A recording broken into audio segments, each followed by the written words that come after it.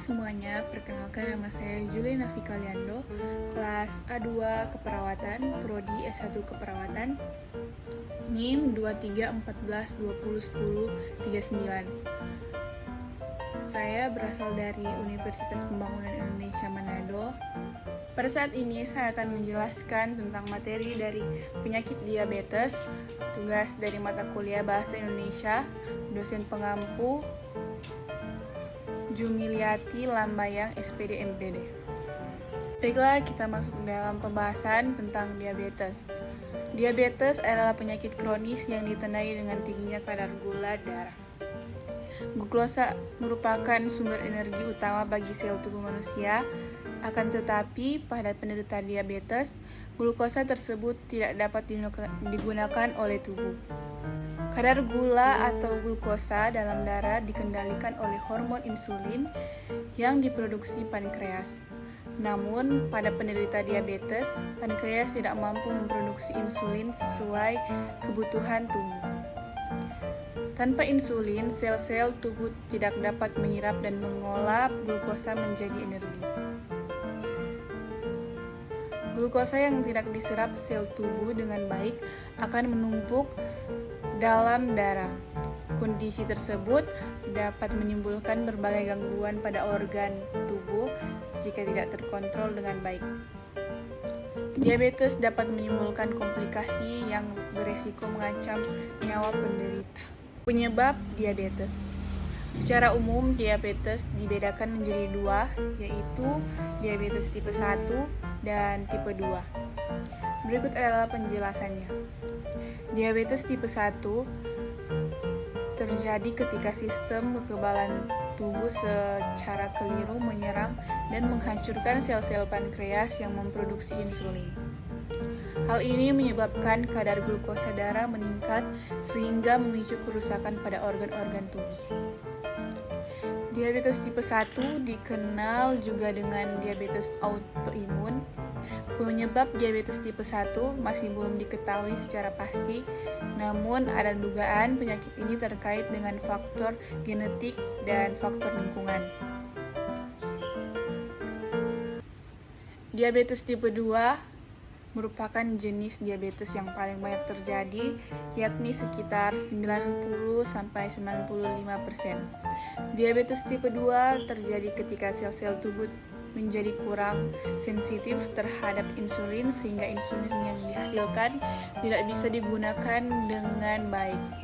Kondisi ini dikenal juga dengan istilah resistensi insulin.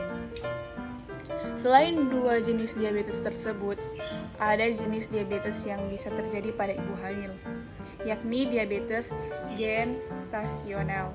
Diabetes jenis ini disebabkan oleh perubahan hormon pada masa kehamilan, tetapi biasanya gula darah penderita akan kembali normal setelah masa persalinan. Faktor risiko diabetes.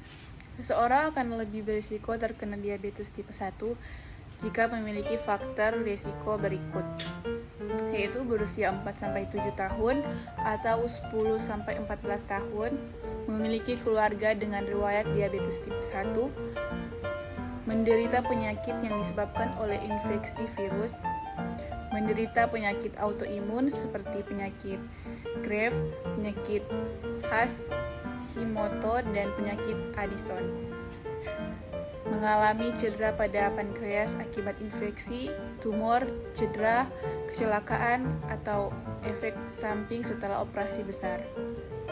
Sementara itu, diabetes tipe 2 lebih berisiko terjadi pada seorang dengan faktor-faktor berikut, yaitu berusia lebih dari 45 tahun, memiliki keluarga dengan riwayat diabetes tipe 2, jarang beraktivitas fisik atau berolahraga, memiliki berat badan berlebihan atau obesitas, menderita prediabetes, menderita kolesterol tinggi, menderita tekanan darah tinggi atau hipertensi. Gejala diabetes. Diabetes tipe 1 dapat berkembang dengan cepat dalam beberapa minggu atau bahkan beberapa hari saja. Sedangkan pada diabetes tipe 2, banyak penderitanya yang tidak menyadari bahwa mereka telah menderita diabetes selama bertahun-tahun karena gejalanya cenderung tidak spesifik.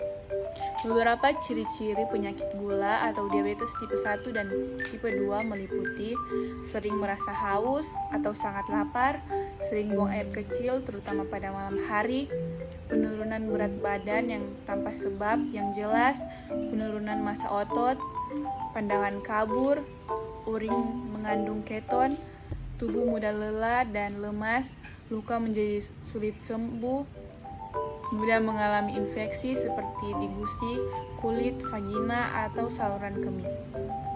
Diagnosis diabetes. Gejala diabetes biasanya berkembang secara bertahap, kecuali adiabetes tipe 1 yang gejalanya dapat muncul secara tiba-tiba. Namun, karena diabetes umumnya tidak terdiagnosis pada awal kemunculannya, orang-orang yang beresiko terkena penyakit ini dianjurkan menjalani pemeriksaan rutin, terutama pada kelompok berikut. Pertama, orang yang berusia di atas 45 tahun. Kedua, wanita yang pernah mengalami diabetes gestasional saat hamil. Ketiga, orang yang memiliki indeks massa tubuh atau BMI di atas 25. Keempat, orang yang sudah diagnosis menderita prediabetes. Tes gula darah merupakan pemeriksaan yang mutlak dilakukan untuk mendiagnosis diabetes tipe 1 atau tipe 2. Hasil pengukuran gula darah akan menunjukkan apakah seseorang menderita diabetes atau tidak. Beberapa metode tes gula darah yang dapat dijalani oleh pasien antara lain 1. Tes gula darah sewaktu.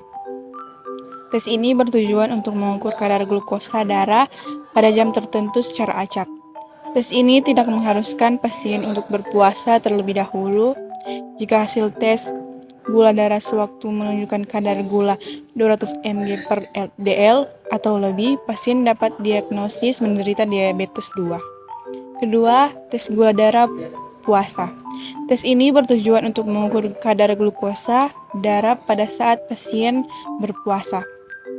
Pasien akan diminta berpuasa terlebih dahulu selama 8 jam sebelum menjalani tes. Ketiga, tes toleransi glukosa. Pasien akan terlebih dahulu diminta untuk berpuasa selama semalam. Kemudian, menjalani tes gula darah. Selanjutnya, pasien akan diminta meminum larutan gula khusus. Keempat, tes HbA1c atau glycemic hemoglobin test. Tes ini bertujuan untuk mengukur kadar glukosa rata-rata pasien selama 2-3 bulan terakhir. Tes ini mengukur kadar gula darah yang terkait pada hemoglobin, yaitu protein yang berfungsi membawa oksigen dalam darah. Dalam tes HbA1c, pasien tidak perlu menjalani puasa terlebih dahulu. Pengobatan diabetes. Pengobatan diabetes tergantung pada jenis diabetes yang dialami oleh pasien. Berikut ini adalah beberapa metode pengobatan diabetes yang dapat dilakukan, yaitu obat-obatan, perubahan pola hidup, tes gula darah mandiri. Komplikasi diabetes. Sejumlah komplikasi yang dapat muncul akibat diabetes tipe 1 dan tipe 2 adalah stroke, penyakit jantung, gagal ginjal kronis, neuropati diabetik, gangguan penglihatan, katarak, depresi, demensia, gangguan pendengaran, frozen shoulder, luka dan infeksi pada kaki yang sulit sembuh, kerusakan kulit atau gangrene akibat infeksi bakteri dan jamur. Pencegahan diabetes. Pencegahan diabetes tipe 1 tidak dapat dicegah karena pemicunya belum diketahui. Sementara itu, diabetes tipe 2 dan diabetes gestasional dapat dicegah, yaitu dengan pola hidup sehat. Beberapa upaya yang bisa dilakukan untuk mencegah diabetes diantaranya, yaitu mengatur frekuensi dan menu makanan menjadi lebih sehat, rutin berolahraga dan melakukan aktivitas fisik, menjaga berat badan ideal, beristirahat dan tidur yang cukup, berhenti merokok, menghindari konsumsi minuman beralkohol, mengelola stres dengan baik, rutin menjalani pengecekan gula darah, setidaknya sekali dalam 1 tahun. Demikianlah tugas Bahasa Indonesia tentang menjelaskan materi tentang diabetes. Terima kasih. Shalom. Assalamualaikum warahmatullahi wabarakatuh. Audio Jungle.